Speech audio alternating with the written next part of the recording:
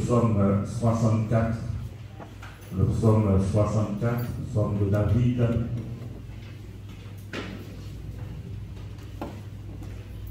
Nous allons lire ensemble le psaume 64, psaume de David. David adresse cette prière à Dieu et va dire: ô Dieu, écoute ma voix comme je gémis. Protège ma vie contre l'ennemi que je crains. Garantis-moi des complots des méchants, de la troupe bruyante des hommes iniques. Ils aiguisent leur langue comme un glaive. Ils lancent comme des traits leurs paroles amères pour tirer en cachette sur l'innocent. Ils tirent sur lui à l'improviste et n'ont aucune crainte. Ils se fortifient dans leur méchanceté. Ils se concertent pour tendre des pièges. Ils disent: qui les verra? Ils méditent des crimes. Nous voici prêts, le plan est conçu. La pensée intime, le cœur de chacun est un abîme. Verset 8, il dit: Dieu lance contre eux ses traits. Soudain, les voilà frappés. Leur langue a causé leur chute. Tous ceux qui les voient secouent la tête. Tous les hommes sont saisis de crainte. Ils publient ce que Dieu fait. Ils prennent garde à son œuvre. Et nous dit au verset 11, le juste se réjouit en l'Éternel et cherche en lui son refuge. Tous ceux qui ont le cœur droit se glorifient. Amen. Amen. Et nous voyons là au verset 2, David dit: ô Dieu, écoute ma voix, et dit: comme je gémis. Donc il est en train de gémir. C'est-à-dire, quand on gémit, c'est qu'on n'a pas les mots pour exprimer sa souffrance. Donc des fois, il y a une pression, il y a quelque chose qui est là, qui emmène une souffrance, mais comme la Bible nous dit qu'on ne peut même pas exprimer notre prière à Dieu par des mots, mais c'est par des soupirs inexprimables. Et David était là en train de gémir. Et regardez ce qu'il dit. Il dit à Dieu: protège ma vie contre l'ennemi que je crains. Donc David là avait peur. Et des fois, on met la culpabilité sur le chrétien, sur l'enfant de Dieu, lui disant qu'en tant que chrétien, tu n'as pas le droit d'avoir peur. Et là, c'est David, le roi David. Il se trouve dans une situation, dans un contexte où il dit que l'ennemi me fait peur. Tout ce qui se complote là, tout ce qui se prépare là, tout ce qui se met en place là, la stratégie que l'ennemi est en train de mettre en place là, tout ça emmène la peur, la crainte dans mon cœur, emmène de l'inquiétude dans mon cœur. Et on voit qu'il a peur. C'est bien ce qu'on lit, hein? C'est bien ce que David a dit. Il dit: l'ennemi que je crains. Mais au verset, donc il confie à Dieu sa crainte, il parle à Dieu de sa crainte, de sa peur. Et c'est ça, quand on a peur, quand on a de l'inquiétude, quand on est dans le doute, ce qu'on doit faire, bien aimé, c'est de pouvoir emmener cela au pied du Seigneur. Il dit: Seigneur, j'ai peur, Seigneur, j'ai de l'inquiétude, Seigneur, je suis troublé, Seigneur, je suis dans l'incompréhension. Et par rapport à tout ce qui se prépare, il va dire qu'au verset 8, à un moment donné, Dieu va se lever. Et entre le verset 7 et le verset 8, on ne sait pas combien de temps il va se passer. Mais il dit à un moment donné, Dieu va se lever. Parce que Dieu est au courant de tout ce que l'ennemi est en train de préparer, tous les complots de l'ennemi. Et il y a un moment, Dieu va se lever et Dieu va exercer son jugement.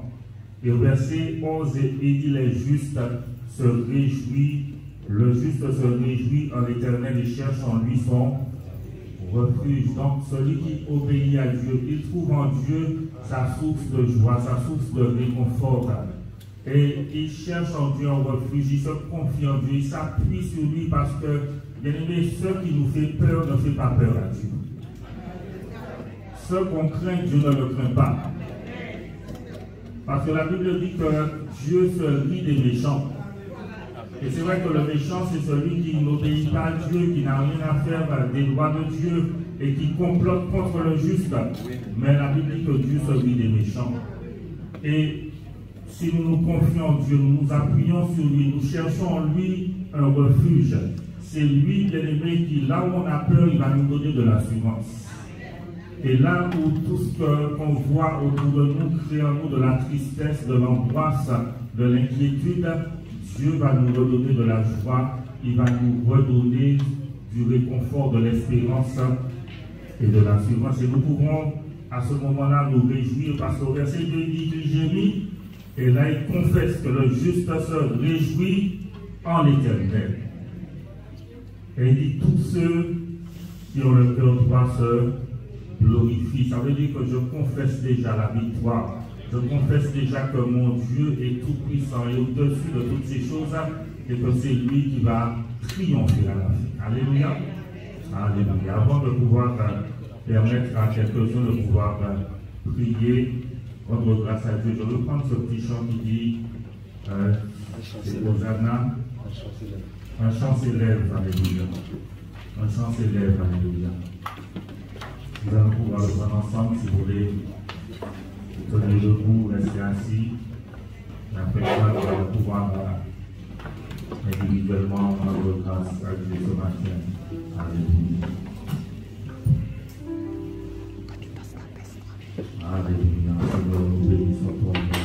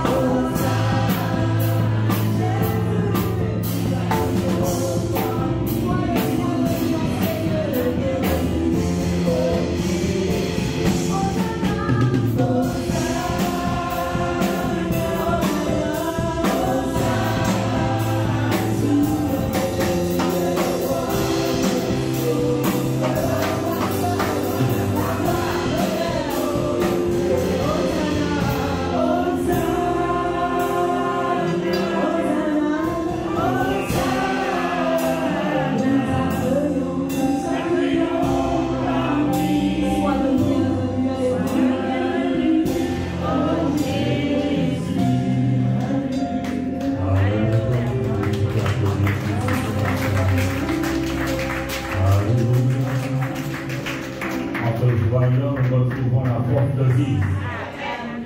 Et nous le voyons à travers sa parole. Lorsque nous sommes dans sa présence, nos craintes fuient, nos doutes s'enfuient, alléluia, nos peurs s'enfuient, alléluia. Et ce matin, nous sommes dans sa présence, alléluia. Nous pouvons nous asseoir quelque chose puisse élever la voix et rendre grâce à Dieu. Faisons le hautement afin que le maximum puisse. Et le Seigneur Jésus nous a dit, et voici, je suis avec vous tous les jours de votre vie, jusqu'à la fin du monde. Il est là ce matin. Est-ce que tu le crois? Que Jésus est là. Peut-être que tu ne sens pas sa présence, mais il t'a fait cette promesse, il t'a dit qu'il est là, il est tout près de toi. Notre Seigneur Jésus-Christ, il est présent, il est là en ce matin, il est à côté de chacun. Amen. Alléluia.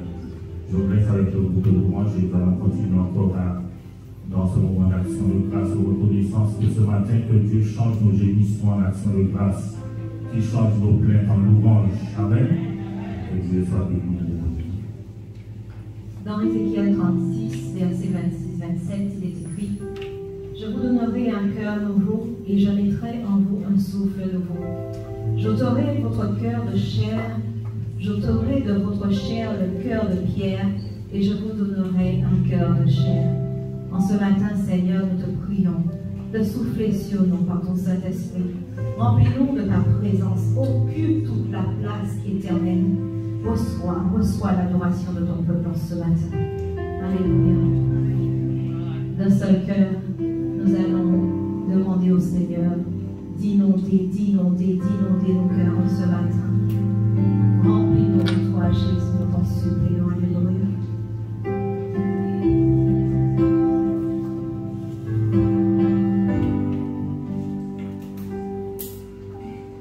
Inonde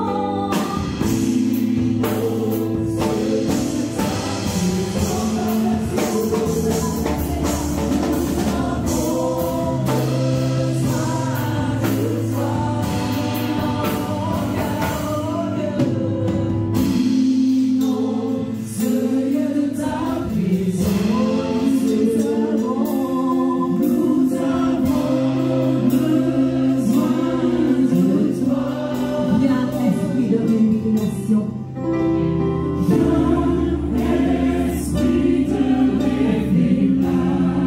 Souffle sur nous ce matin. Souffle sur nos cœurs, alléluia. Viens, esprit de révélation.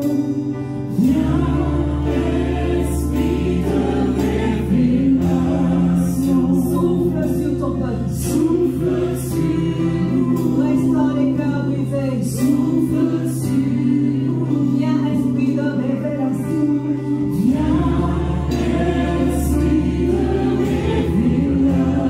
Souffle sur nous. Sonde les cœurs. Sonde les âmes. Oui, nous avons besoin de toi. Aujourd'hui et maintenant. Fais-le. Seigneur, sois le centre de nos vies. Et quand moi s'élève le chant, une mélodie, témoignant de ta grâce infinie. Nous avons besoin de toi. C'est le cri de ton peuple en ce matin. Oh, viens Jésus. Seigneur, sois le centre de nos vies, sois le centre de nos vies, alléluia. Et quand moi s'élève le chant, reçois l'adoration. Mélodie, témoignant de ta grâce infinie. Tu as entendu, Seigneur. Ah, vraiment, Seigneur, restaurer les cœurs. Tu sauras souffler sur chacun de nous ici présents, car nous sommes devant toi, comme un livre ouvert. Alléluia. Merci, Jésus. Les ténèbres ont reculé devant l'œuvre de la croix, car nul ne peut résister devant la puissance du Dieu vivant. Alléluia. Nous le confessons ce matin. Jésus. Les ténèbres ont reculé devant l'œuvre de la croix, devant l'agneau immolé et le sang versé.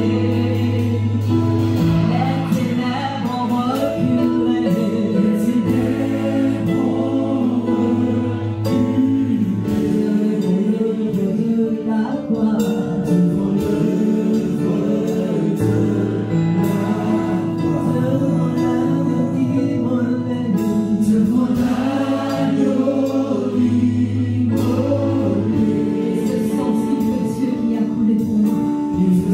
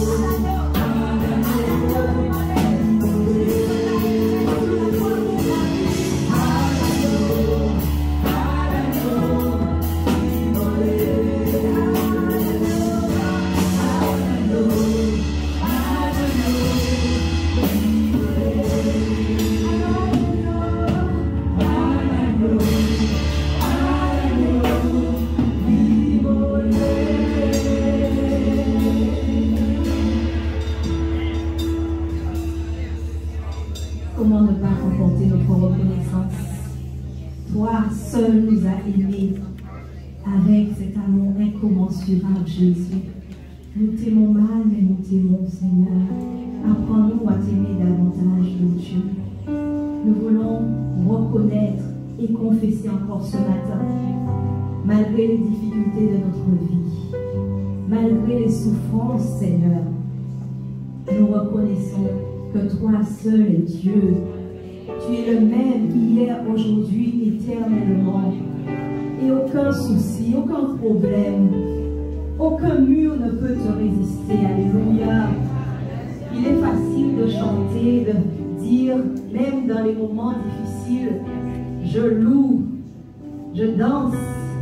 Mais lorsque nous le vivons, c'est là vraiment que nous constatons la puissance de Dieu dans nos vies. Alléluia. Merci, parce que là où tu es assis, tu peux avoir une difficulté, tu peux avoir une souffrance, tu peux pleurer dans ton cœur, tu peux gémir, mais le Dieu qui est assis sur son trône, il regarde, il est au contrôle de toutes choses, et nous avons foi en lui en ce matin. Alléluia. Nous croyons qu'il est le Dieu qui délivre, nous croyons qu'il est le Dieu qui relève, qui fortifie. Et c'est pour cela que nous voulons célébrer son nom ce matin. Oui, nous reconnaissons que toi seul es Dieu et que tu es le Dieu tout-puissant de nos vies. Tu n'es pas un Dieu créé par la main de l'homme. Tu n'es pas un Dieu qui dépend de l'homme mortel. Tu n'as pas besoin de nos dons, ni de nos dons. C'est ton plan et c'est ta volonté. Donc tu n'es pas un Dieu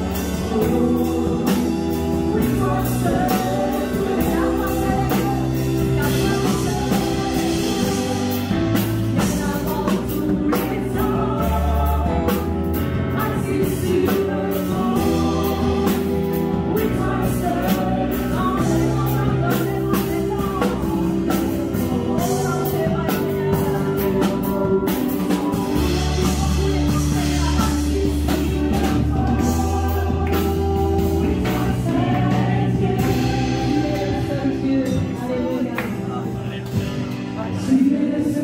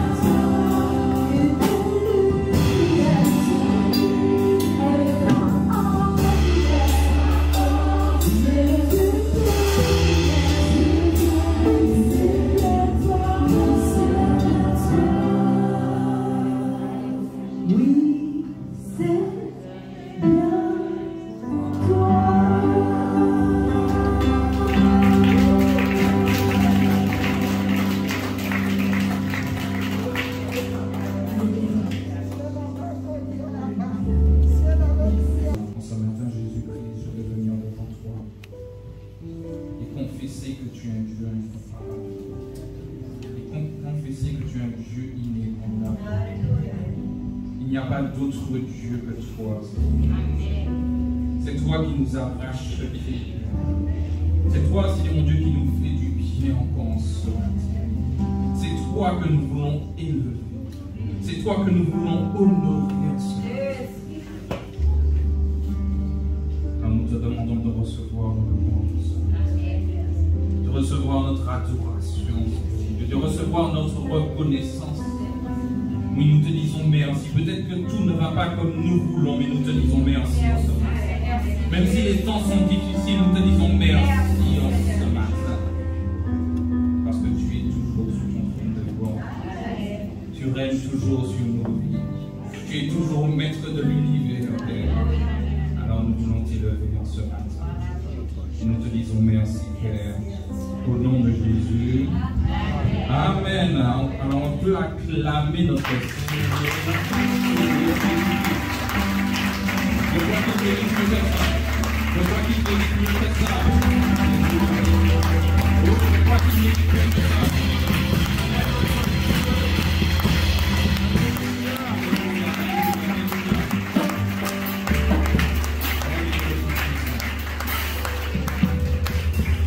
Alléluia.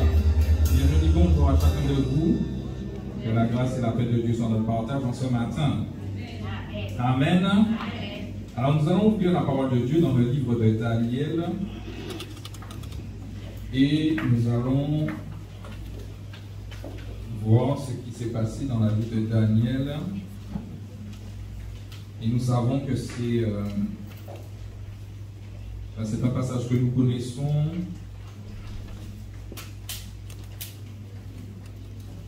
Donc, Daniel au chapitre 6. Intitulé dans certaines Bibles, Daniel dans la fosse aux lions. C'est vrai qu'effectivement, nous allons parler de Daniel dans la fosse aux lions.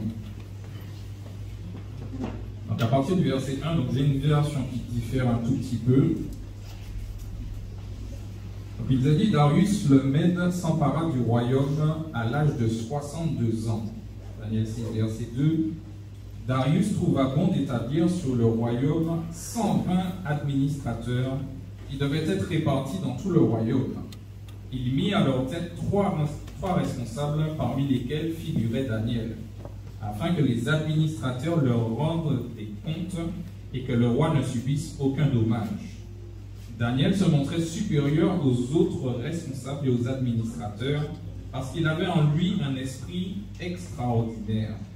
Le roi pensait à lui confier la responsabilité de tout le royaume. Verset 5. Les responsables et les administrateurs cherchèrent alors une occasion d'accuser Daniel en rapport avec les affaires du royaume. Cependant, ils ne purent trouver aucune occasion de le faire, aucune faute de sa part, parce qu'il était fidèle et qu'on ne trouvait chez lui ni négligence ni faute. Verset 6. Ces hommes dirent, nous ne trouverons aucun motif d'accusation contre ce Daniel, à moins d'en trouver un dans la loi de son Dieu. Puis ses responsables et ses administrateurs se précipitèrent vers le roi et lui dirent, Roi Darius, puisses-tu vivre toujours? Tous les responsables du royaume, les intendants, les administrateurs, les conseillers et les gouverneurs sont d'avis que le roi proclame un édit comportant une interdiction sévère. Toute personne qui, dans l'espace de 30 jours, adressera des prières à un autre Dieu ou homme que toi, roi, sera jetée dans la fosse aux lions. Maintenant, roi, confirme l'interdiction et écrit le décret afin qu'il ne puisse pas être modifié, comme la loi des Mèdes et des Perses qui est irrévocable. Verset 10. Là-dessus, le roi Darius écrivit le décret d'interdiction. Lorsque Daniel fut au courant de la rédaction de ce décret, il se retira dans sa maison où les fenêtres de la chambre à l'étage étaient ouvertes, dans la direction de Jérusalem. 3 fois par jour, il se mettait à genoux, priait et exprimait sa reconnaissance à son Dieu, tout comme il le faisait avant. Verset 12. Alors ces hommes se précipitèrent et trouvèrent Daniel en train de prier et de supplier son Dieu. Puis ils se présentèrent devant le roi et lui parlèrent de l'interdiction royale Là, tu m'as écrit une interdiction d'après laquelle toute personne qui, dans l'espace de 30 jours, adresserait des prières à un autre Dieu ou homme que toi, roi, serait jeté dans la fosse aux lions. Le roi répondit, cet ordre est aussi sûr que la loi des Mèdes et des Perses qui est irrévocable. Verset 14.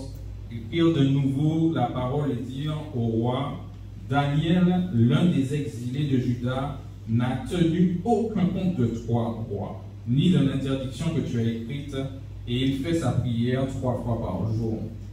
Verset 15, le roi fut très attristé quand il entendit cela. Il prit à cœur de délivrer Daniel, et jusqu'au coucher du soleil, il s'efforça de le sauver. Mais ses hommes insistèrent auprès du roi et lui dirent, sache, roi, que d'après la loi des Mèdes et des Perses, aucune interdiction, ni aucun décret confirmé par le roi ne peut être modifié.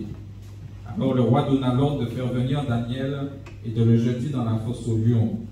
Le roi dit à Daniel, que ton Dieu que tu sers avec persévérance veuille te délivrer. Verset 18, on apporta une pierre et on la plaça sur l'ouverture de la fosse. Le roi y apposa l'empreinte de son anneau et de l'anneau de ses hauts fonctionnaires, afin que rien ne puisse être modifié pour Daniel. Verset 19, le roi se rendit ensuite dans son palais, il passa la nuit sans manger, sans faire venir de danseuses devant lui, et sans parvenir à trouver le sommeil. Le roi se leva tôt le matin avec l'aurore et se précipita à la fosse aux lions. En s'approchant de la fosse, il appela Daniel d'une voix triste et lui demanda, Daniel, serviteur du Dieu vivant, ton Dieu que tu sers avec persévérance, a-t-il pu te délivrer des lions? Daniel répondit au roi, roi, puisses-tu vivre toujours? Mon Dieu a envoyé son ange et fermé la gueule des lions. Ils ne m'ont fait aucun mal parce que j'ai été trouvé innocent devant Dieu. Devant toi non plus, roi, je n'avais rien fait de mal. Verset 24, le roi fut alors tout heureux et ordonna de faire sortir Daniel de la fosse. Daniel fut retiré de la fosse, on ne trouva aucune blessure sur lui parce qu'il avait eu confiance en son Dieu. Verset 25, le roi ordonna que les accusateurs de Daniel soient amenés et jetés dans la fosse aux lions avec leurs enfants et leurs femmes. Avant qu'ils ne soient parvenus au fond de la fosse, les lions les attrapèrent et brisèrent tous leurs os. Verset 26, après cela, le roi Darius écrivait à tous les peuples, à toutes les nations, aux hommes de toute langue qui habitaient tout l'empire. Que la paix vous soit donnée en abondance. J'ordonne que, dans toute l'étendue de mon royaume, on ait de la crainte et un profond respect pour le Dieu de Daniel. En effet, il est le Dieu vivant et il subsiste éternellement. Son royaume ne sera jamais détruit et sa domination durera jusqu'à la fin. C'est lui qui délivre et qui sauve, qui accomplit des signes et des miracles dans le ciel et sur la terre. C'est lui qui a délivré Daniel de la griffe des lions. Verset 29, Daniel prospéra sous le règne de Darius, c'est-à-dire de Cyrus le Perse. Amen. Et nous remercions le Seigneur pour sa parole. Donc nous voyons ici qu'il y a Daniel qui est au service du roi. Et nous voyons que le roi, pour mieux organiser son royaume, va mettre des administrateurs. Dans les autres versions, on parle de satrapes. Des administrateurs pour administrer son royaume. Et parmi ces, du moins sur ces 120 administrateurs, il va mettre 3 chefs. Et quand il met ces 3 chefs, parmi ces 3 chefs, il y a Daniel. Mais nous voyons, qu'est-ce qu'il nous est dit? C'est que donc l'objectif de mettre ces chefs, de mettre ces responsables, c'est que le roi n'ait pas de dommages, ou encore, bien que les choses soient bien faites. Mais au verset 3, qu'est-ce qu'il nous est dit? Que Daniel surpassait les chefs et les satrapes. Cela veut dire que par sa parole, par ses dires, par sa sagesse, par ses prises de décision, Daniel était supérieur. Et il nous a dit pourquoi il était supérieur, parce qu'il avait un esprit supérieur. Il n'était pas supérieur parce que de naissance il était intelligent, mais c'est Dieu par son esprit qui lui donnait cette intelligence. C'est Dieu par son esprit qui lui donnait sa sagesse. Et on le voit très bien au travers de la vie de Daniel. Parce que Daniel, continuellement, il allait prier Dieu. Il passait un temps dans l'intimité avec Dieu. Et j'aimerais te dire quelque chose en ce matin. Plus tu vas passer du temps dans l'intimité avec Dieu, plus tu vas devenir intelligent. Plus tu vas devenir sage. Parce que Dieu lui-même, c'est la sagesse. Donc, il va te donner de bons conseils. Et vous savez, les conseils que Dieu lui donnait, eh bien, il les appliquait. Cela veut dire que dans son travail, Dieu lui donnait des conseils même pour son travail. Parce que vous savez, des fois, on limite Dieu à peut-être notre vie en général. Et vous savez, Dieu peut nous donner des conseils dans notre travail. Dieu peut nous donner des conseils dans nos relations les uns avec les autres. Dieu peut nous donner des conseils dans nos relations avec nos voisins, dans nos relations de frères et sœurs aussi. Quand il y a un conflit, Dieu nous donne des conseils. Et Daniel, il avait ce rendez-vous régulier avec Dieu. Et cela lui donnait cette supériorité au travers de cette intimité développée avec Dieu.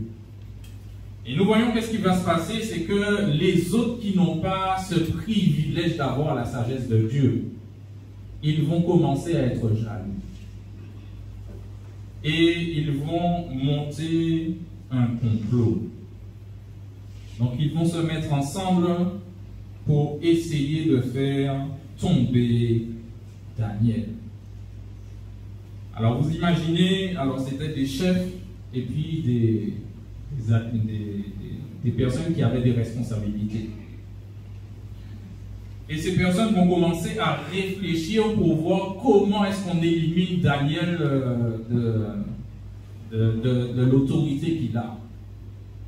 Et ils vont commencer, je suppose, à épier la vie de Daniel. Ils vont commencer à regarder comment il se comporte quand il est en responsabilité. Ils vont commencer à certainement se relayer, payer des espions pour regarder tout ce que Daniel fait dans sa vie. Ils vont chercher. Et je suppose, alors il ne nous est pas dit que ça a duré plusieurs jours. Et pendant plusieurs jours, ils ont cherché une occasion pour prouver que Daniel n'était pas intègre. Et regardez ce qu'il nous est dit au verset 5. Les responsables et les administrateurs cherchaient alors une occasion d'accuser Daniel en rapport avec les affaires du royaume. Donc sur son travail, ils ont cherché un moyen de trouver une occasion qu'il puisse, qu'il fasse une erreur ou une faute. Mais ils ne se sont pas arrêtés là. Ils ont dit cependant, il ne peut trouver aucune occasion de le faire, aucune faute de sa part, parce qu'il était fidèle. Aucune négligence. Et vous savez, en ce matin, Daniel est un modèle pour nous. Daniel est un modèle pour nous. Et vous savez certainement, quand ils ont suivi Daniel, ils ont peut-être interrogé des personnes que Daniel côtoyait pour savoir, mais est-ce que Daniel, c'est vraiment quelqu'un de fidèle? Est-ce que Daniel, eh bien, il ne reçoit pas de l'argent par derrière? Est-ce que Daniel est fidèle dans toutes ses voies? Et ils ont interrogé des personnes. Et cela va nous parler de la réputation de Daniel. Quand on entendait parler de Daniel, eh bien, qui est-ce qu'on voyait? Qu'est-ce qu'on entendait de Daniel? Et malgré toutes les personnes qu'ils ont interrogées, la réputation de Daniel était intacte.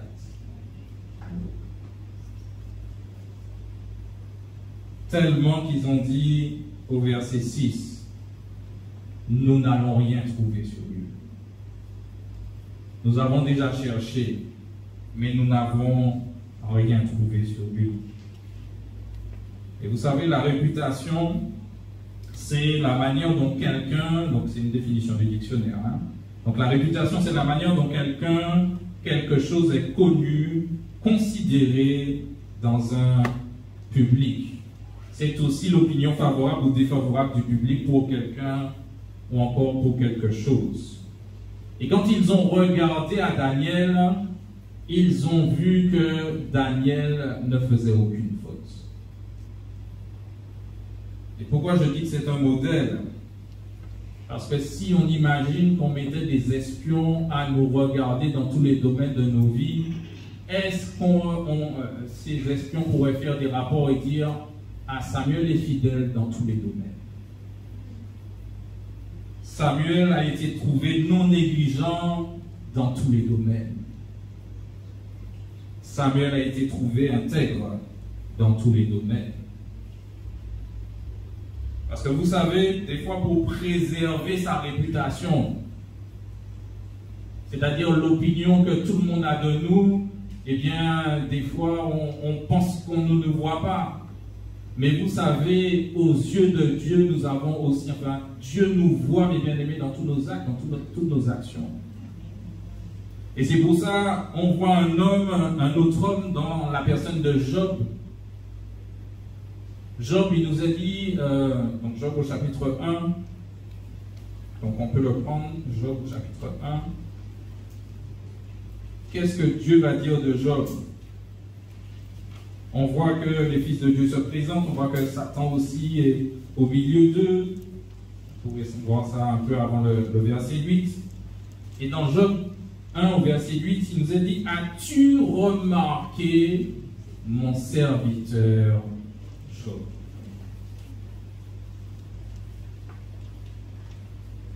Et avant cela, il nous a dit, je crois que c'est le verset 7, où Satan dit, mais voilà, j'étais en train de parcourir, je viens de parcourir la terre et puis de m'y promener.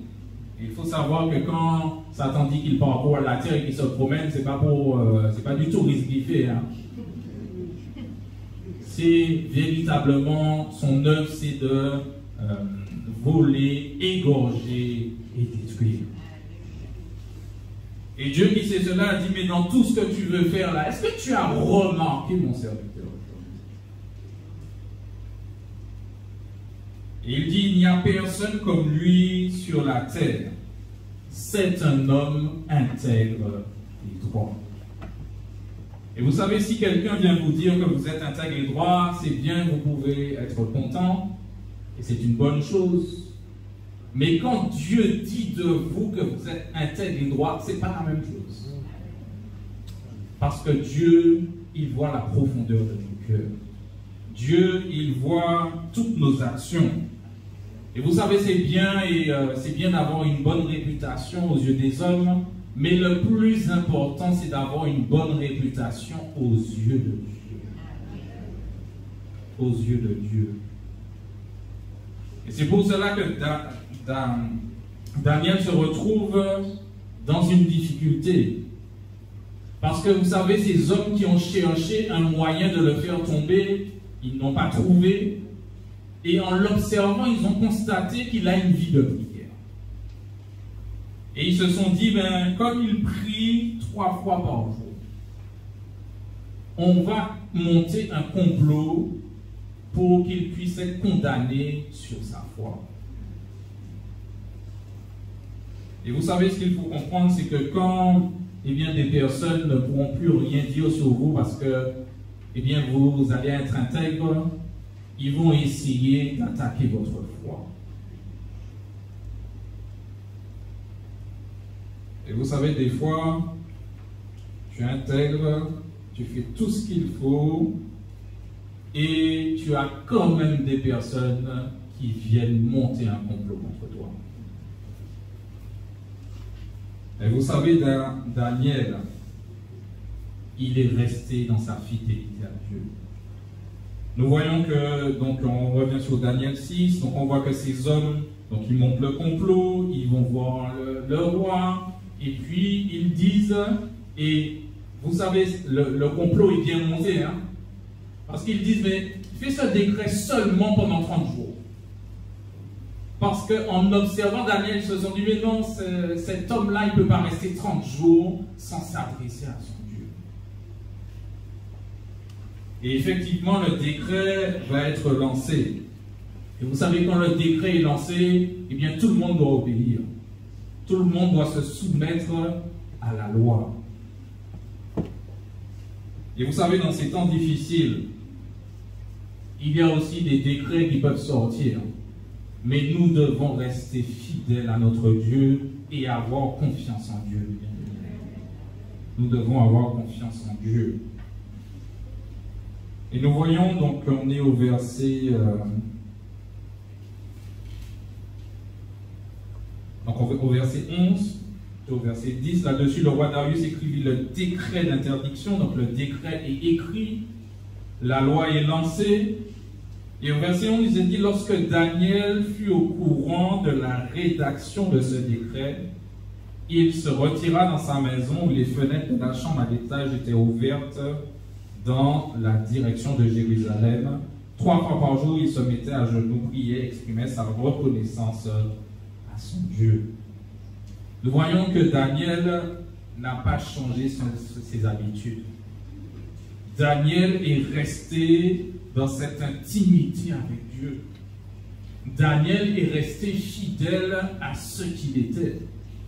Et vous savez, quand l'adversité se lève, quand les complots se montent, il faut que l'enfant de Dieu reste fidèle à la parole de Dieu. Il faut que l'enfant de Dieu puisse demeurer dans la fidélité et dans l'intégrité. Et nous voyons que Daniel commence à prier et les personnes qui avaient monté le complot, donc s'ils ont monté un complot, c'est qu'ils étaient aussi préparés à ce que Daniel, donc ils avaient mis des personnes, donc tout de suite, ils disent, eh bien Daniel n'a pas respecté la loi, donc il faut le punir. Il faut qu'il soit jeté dans la fosse aux lions. Et on voit le roi qui a été pris dans le complot, lui, il reconnaissait que Daniel faisait du bon travail. Il reconnaissait que Daniel était un bon élément. Et on voit qu'il est attristé, on voit qu'il essaie de faire Daniel se sortir de cette situation. Mais le roi ne peut rien faire. Alors que normalement, le roi, c'est celui qui a autorité. Et vous savez, peut-être des fois, dans la difficulté, on peut se tourner vers une personne qui a peut-être de l'influence, qui a peut-être du pouvoir, mais cette personne se retourne vers vous et dit, mais je ne peux rien faire pour toi. Et on voit qu'on va chercher Daniel. Certainement, on l'a pris, on l'a peut-être molesté, quel que soit. Et vous savez, ce qui est, je dirais, encourageant pour nous, c'est que Daniel a été jeté dans la fosse.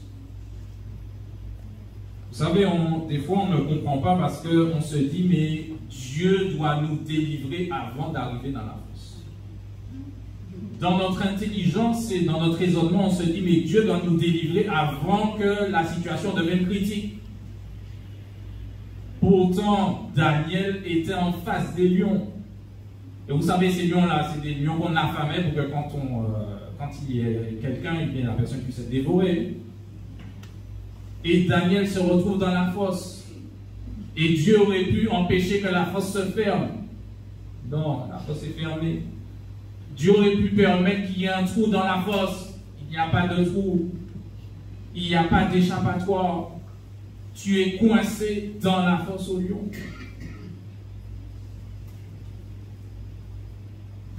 Moi, je n'ai jamais vu de lion en vrai, mais les documentaires me suffisent. Et je suppose que Daniel, il a certainement peut-être une crainte ou une peur. Et si vous regardez bien le message, c'est le psaume 64 que je suis en train de détailler. Psaume 64 pris par le pasteur Hugo, juste au début. Il a peut-être eu peur, on ne sait pas qu'est-ce qui s'est passé dans son cœur, mais on sait qu'il est passé toute une nuit près de lions affamés.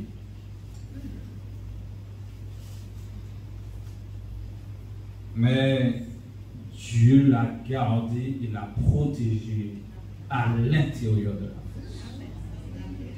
Et c'est pour ça que je dis que c'est encourageant, mes bien-aimés.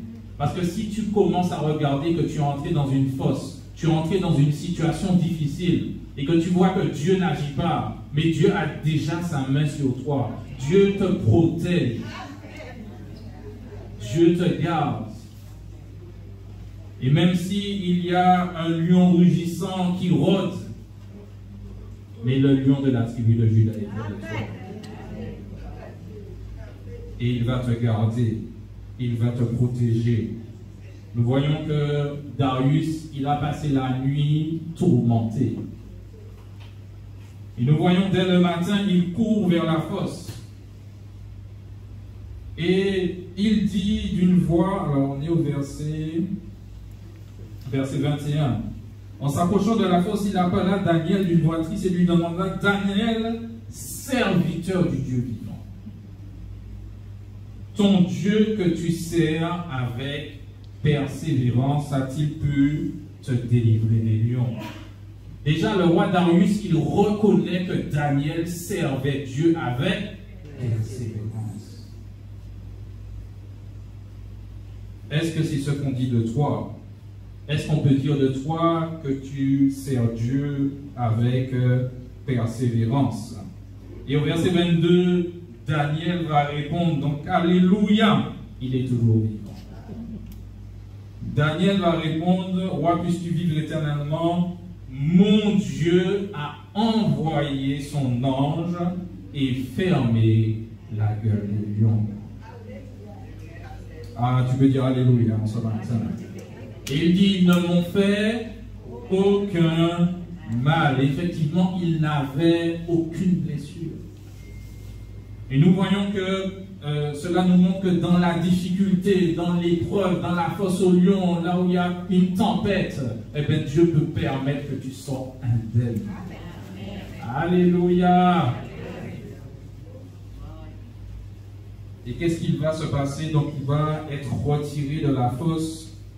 Et qu'est-ce que le roi va ordonner? Bien que les personnes qui avaient monté le complot, et bien que ces personnes, là maintenant vous êtes dans la fosse. Sauf qu'il n'y a pas le lion de la tribu de Juda avec eux. Et les lions, il nous a dit que les lions n'ont même pas attendu qu'ils rentrent au fond de la fosse. Ils ont attaqué directement. Parce qu'il n'y avait personne pour les protéger. Notre Dieu est tout-puissant. Notre Dieu est tout-puissant. Alors j'apporte juste une précision, mes bien-aimés, parce que comme nous sommes aujourd'hui sous le temps de la grâce, donc il ne faut pas souhaiter que nos ennemis sont dans la fosse. Hein? Alléluia. Même si on monte complot, il faut souhaiter que nos ennemis puissent connaître Dieu et puis donner leur vie à Dieu. Amen. Amen. Donc il faut prier pour ses ennemis. Amen. Amen, amen, amen. Amen. Et ensuite, nous voyons que Darius va proclamer quelque chose. Parce que vous savez, Daniel a passé un temps difficile. Daniel a passé une épreuve. Mais au final, mes bien-aimés, c'est Dieu qui va être glorifié dans la vie de Daniel. Il nous est dit au verset 27, « J'ordonne que dans toute l'étendue de mon royaume, on ait de la crainte et un profond respect pour le Dieu de Daniel. En effet, il est le Dieu vivant et il subsiste éternellement. Son royaume ne sera jamais détruit et sa domination durera jusqu'à la fin. » Parce que Daniel a tenu, parce que Daniel a persévéré, parce que Daniel a eu foi, parce que Daniel, eh bien, quel que soit ce qu'on a dit, il a eu confiance en Dieu. Dieu a été glorifié dans sa vie et Dieu a été glorifié tout court. Imaginez, il a dit, mais dans toutes les terres, on va dire que Dieu est tout puissant. Et vous savez, l'enfant de Dieu, il doit avoir pour objectif que Dieu soit glorifié. Que Dieu soit glorifié. Et c'est pour cela que, au fur et à mesure, mes bien-aimés, plus les temps vont avancer, certainement les temps seront de plus en plus difficiles, parce que c'est ce que Dieu nous dit dans sa parole. Mais il faut qu'il y ait des Daniel, des personnes qui ont une intimité avec Dieu, des personnes qui régulièrement échangent avec Dieu, des personnes qui persévèrent, des personnes qui ont confiance en Dieu, et le nom de Dieu sera glorifié. Que Dieu nous bénisse ensemble.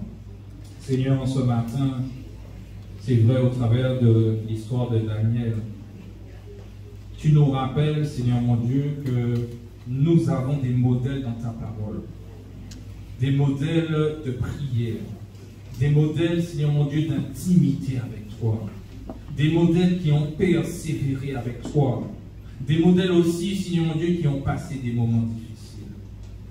C'est vrai, et nous le réalisons, Daniel a été jeté dans la fosse au lion.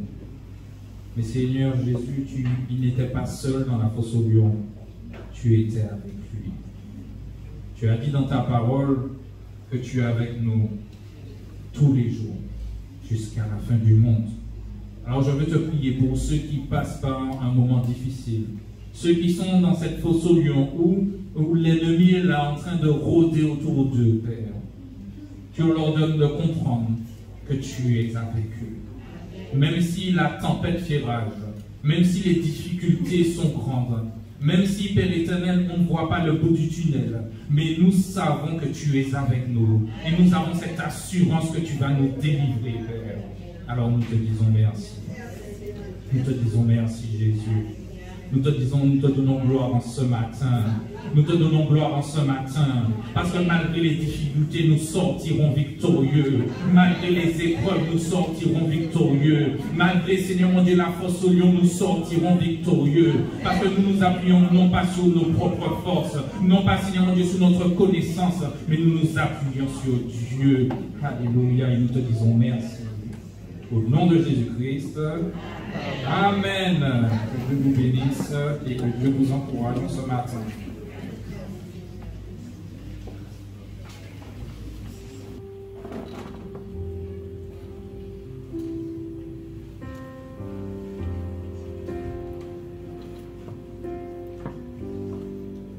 Alléluia. Vêtu de gloire, le Fils de l'homme reviendra. On l'appellera le lion de la tribu de Judas. Vêtu de gloire, vêtu de gloire.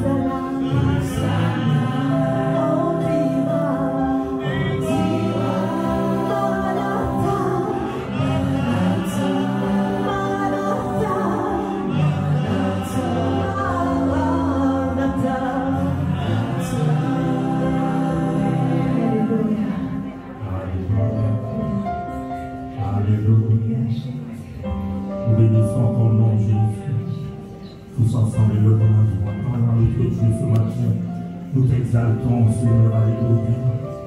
C'est vrai que nous sommes dans un temps, Seigneur, où des lois sont votées, où des décisions sont prises, éternel, mon Dieu.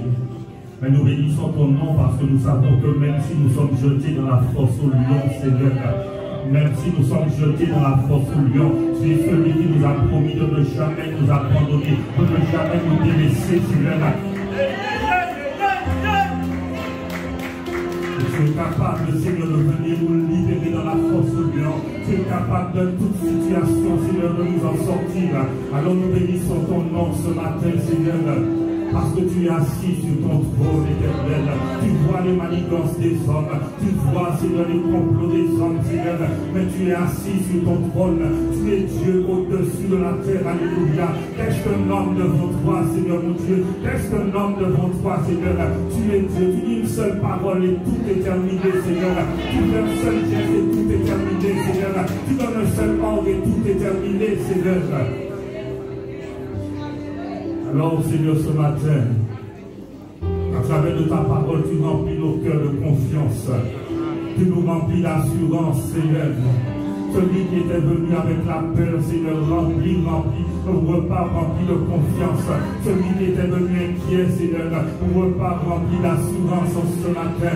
Tu changes notre tristesse en joie, Seigneur. Alléluia. Comme nous l'a dit ta parole ce matin, Seigneur, quelles que soient les manigances des hommes, quelles que soient les lois qui sont votées, nous allons continuer à te prier 3 fois par jour, 4 fois par jour. Nous allons continuer à te louer. Nous allons continuer à donner gloire à ton nom. Je confesse ce matin, nous confessons ce matin que rien, je dis rien ne pourra nous empêcher de donner gloire à Jésus-Christ de Nazareth. Rien ne pourra nous séparer de l'amour de Dieu manifesté en Jésus-Christ de Nazareth. Et s'il arrivait que le lion me mange, alors je rentre dans ta présence, alléluia. S'il arrivait que le feu me brûle, alors je rentre dans ta présence. D'une manière ou d'une autre, j'entre dans ta présence.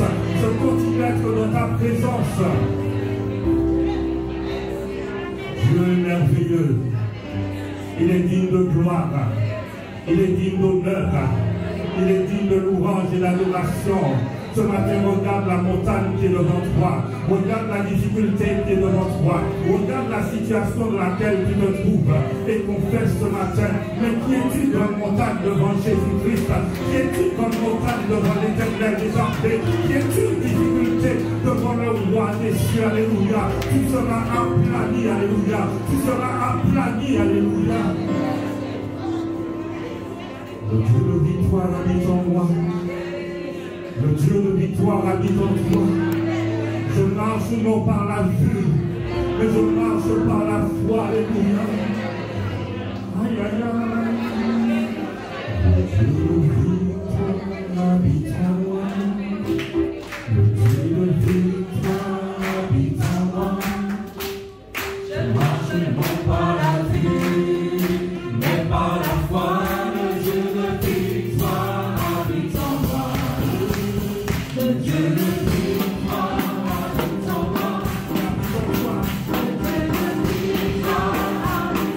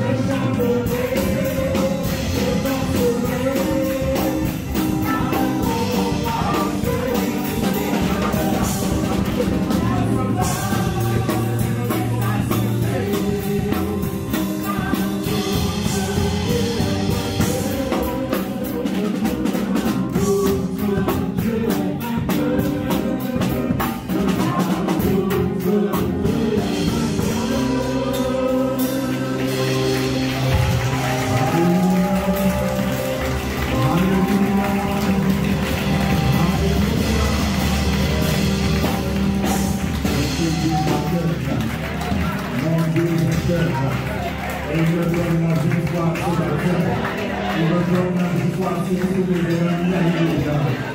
Notre Dieu vainqueur, il est digne de gloire. Il est digne d'honneur. Rien ne va nous empêcher de louer Dieu, de glorifier Dieu. Alléluia. Que son nom soit encore béni.